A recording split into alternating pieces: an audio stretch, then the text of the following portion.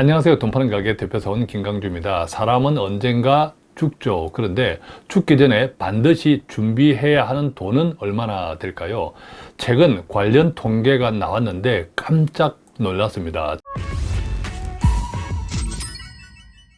아시다시피 갈수록 평균 수명은 늘어나고 있죠. 우리 주변에 80세, 90세 어르신분들 점점 많아지고 있습니다. 그런데 덩달아 의료기술, 의학기술도 발전하고 있지 않습니까? 아시다시피 최근 중입자 치료, 연세 세브란스 병원, 이 중입자 치료를 통해서 전립선 암 환자가 딱 6개월 중입자 치료를 했더니 말끔히 암이 사라졌다. 이런 뉴스도 나왔습니다.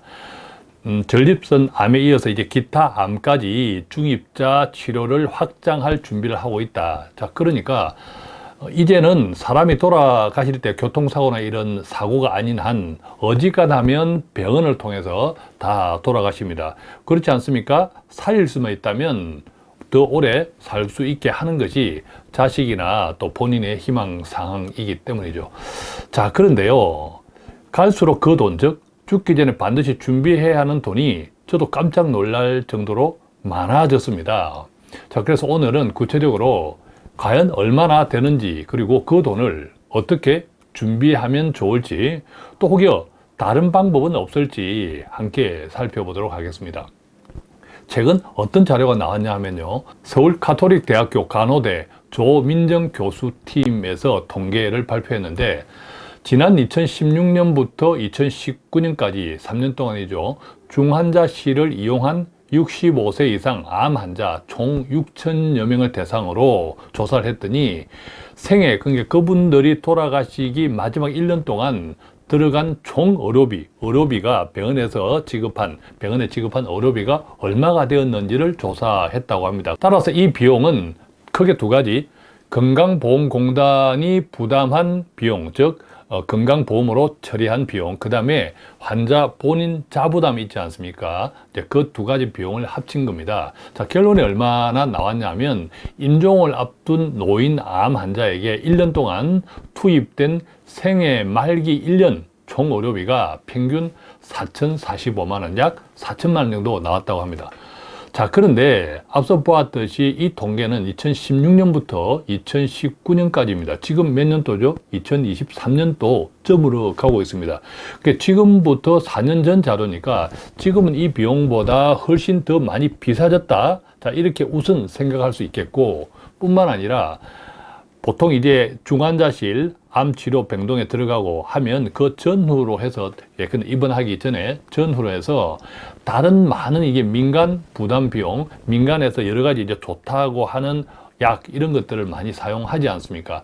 그래서 민간 부담 비용뿐만 아니라 가족들의 여러 가지 간접 비용들이 있죠. 자, 이런 것들을 합쳐보면 또 이 통계가 지난 한 4년 전의 통계다라는 것을 감안하면 저는 얼추 최소 사람이 돌아가시기 전에 1년 동안 들어가는 비용이 최소 1억 원은 좋게 되지 않을까 추정해 봅니다. 자, 여러분 어떻게 생각하세요? 정말 지금 노후도 힘든 분들이 많은데 흔히들 이런 이야기 하지 않습니까? 9988234 99세까지 팔팔하게 살다가 2, 3일 앓다가 편안하게 돌아가시는 것. 자, 이런 시대는 이미 지났지 않는가 생각합니다. 왜? 의료기술이 너무 발전했기 때문에 조금만 더 치료하면 조금 더 살겠다. 자, 이랬을 때는 돈만 있다면, 소위 연명치료죠. 돈만 있다면 계속 치료를 하고 싶은 것이 본인도 또 가족들의 마음이 아닌가. 그러다 보니까 비용이 계속 늘어나는 것 아닌가 생각합니다. 어쨌든, 자, 첫째는 돈이죠. 자, 그렇다면 이 돈을 어떻게 준비해야 될까? 돈을 우선 두 개의 돈 주머니부터 말씀드리면, 가끔 제가 자주 말씀드리죠. 노후에는 크게 두 가지 종류가 있어야 돼요. 첫 번째는 뭐죠? 매달 받는 연금, 생활비고죠. 월급처럼 평생 써야 되니까 이 생활비가 있어야 되는 것이고, 연금. 그 다음에 두 번째는 조금 전에 우리가 보았던 것처럼 뭐 연명치료비 이런 등등의 만약의 경우 목돈도 필요하다는 거죠. 근데 이 목돈이라는 것이 꼭 돌아가시기 1년 전에 집중치료, 이런 연명치료가 아니더라도 예컨대 아까 이제 중입자 치료든지 갈수록 치료 기술, 이 의학 기술은 발전하고 있고 점점 암 백신도 나온다고 하는 시대이니까 내가 조기에 돈이 좀 들더라도 치료할 수 있는, 그죠?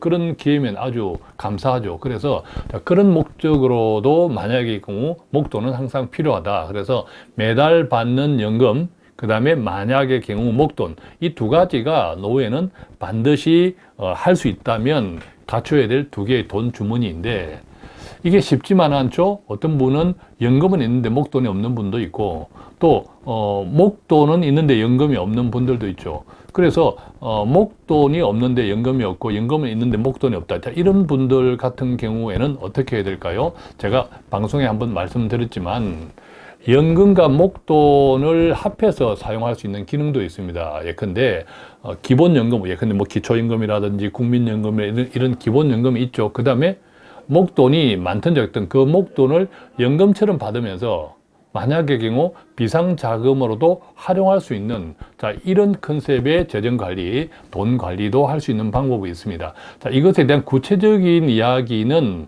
제가 그전 방송에서 한번 올려놨습니다. 예컨대 지금 자막에 나가고 있는 것처럼 쓰고 또 써도 자꾸 불어나는, 즉 불리면서 쓰는 노후자산 운용 3가지 원칙. 자, 이 방송을 제가 방송 말미에 링크 시켜 놓을 테니까 관심 있는 분들 한번 참고하시고요.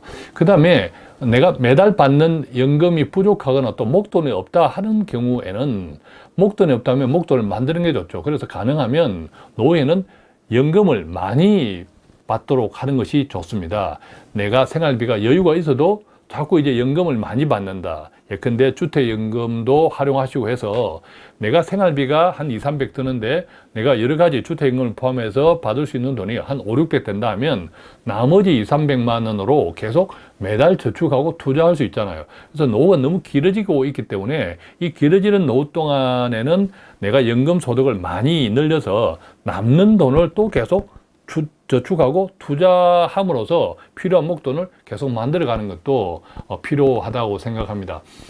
그렇다면 어떻게 내가 목돈이 없는 경우에 이 목돈을 조금씩이라도 매달 저축이나 투자해서 만들어갈 수 있을까? 자, 그 같은 영상도 제가 같이 한번 링크해 놓겠습니다. 뭐 예컨대 제가 하고 있는 적금식 ETF, 매달 꼬박꼬박 대표 사원과 함께하는 적금식 ETF, 이것도 영상도 한번 참고해 보시면 좋겠습니다. 자, 그런데요, 노후에 목돈이 있고 없고 돈이 있고 없고를 떠나서 한번 본질적인 질문을 같이 생각해 보면 좋겠습니다. 즉, 노후에 1년 동안에 뭐 1억 원 가까이 돈이 드는데 과연 꼭 그래야 할까? 다른 방법은 없을까? 라는 겁니다. 예컨대 노후 연명치료의 세부적인 치료 내역들을 보면 뭐 심폐소생술, 그 다음에 인공호흡기, 인공심폐기, 혈액투석 이런 등등의 집중치료 비용들이 다 대부분이라고 합니다.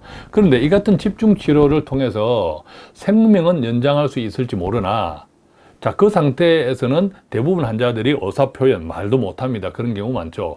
의사표현을 제대로 못하는 환자에게 이것은 큰 고통일 수도 있다라는 겁니다. 그렇게 고통스럽게 생명을 연장하는 것이 정작 환자 그 본인은 원하지 않을 수도 있다라는 거죠. 표현은 제대로 못하지만, 예컨대 인공호흡기를 사용하는 경우에도 굵은 관을 환자의 기도에 삽입해서 강제로 기계 호흡을 시키는 겁니다.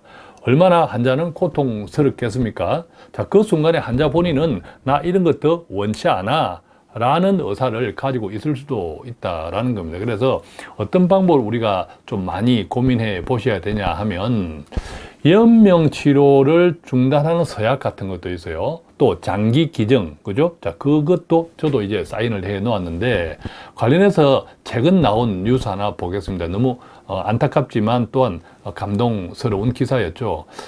지난달 9월 7일 날 내사 상태로 있었던 고 김근혜 씨 27세였습니다. 사망했죠. 사망하면서 내사 상태에서의 그 장기 기증을 했고, 심장, 간장, 신장, 콩팥 양쪽에 2개 있지 않습니까? 그래서 각각 4명에게 기증한 다음에 사망했다고 합니다.